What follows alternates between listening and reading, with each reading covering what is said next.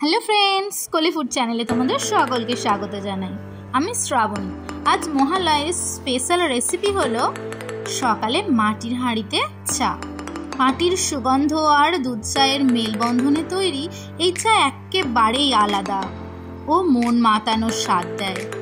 দেখো বন্ধুরা, আমি হাঁড়িতে জল বসিয়ে দিয়েছি। এবার পরিমাণ মতো চিনি ও চা দিয়ে দিলাম। এবার আমরা খানিকক্ষণের জন্য ফুটতে দেব। देखो हमें एक टुकरो आदा निये हामालदिस्ताय करे থেতো করে নিলাম। তোমরা চাইলে চপারে করে ছেঁচেও দিতে পারো। দেখো এবার আমি দুটো তেজপাতা, দুটো গোটা এলাচ আর থেতো করা আদাটা দিয়ে আবার খানিকক্ষণের জন্য ফুটতে দেব।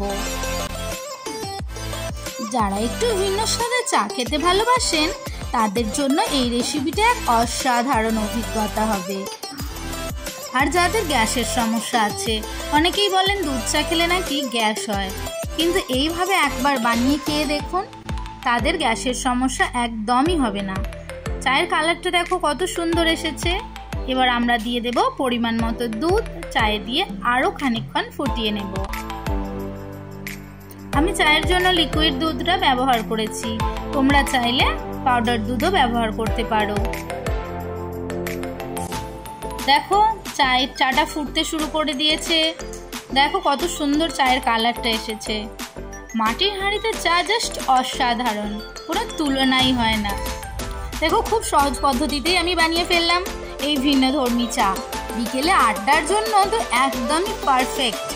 মাটির হাঁড়ির সুবাস আর প্রকৃতির অবিশ্বাস্য সৌন্দর্যে ভরপুর বিকেলের এই চায়ের স্বাদ একদম অসাধারণ, কোনো তুলনাই হবে না এই মুহূর্তটার।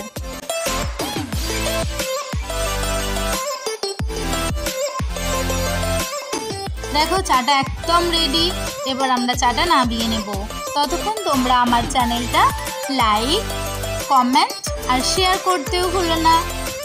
অবশ্যই আমার চ্যানেলটা তোমরা সাবস্ক্রাইব করে দেবে। চলো তাহলে আমরা চাটা এবার খেতে শুরু করে দিই। আমরা যাব চা খেতে বাগানে। প্রকৃতির এই অসাধারণ সৌন্দর্য, বিকেলের এই অপরূপ সৌন্দর্য দেখতে তো দারুণ লাগে। দেখা হচ্ছে পরের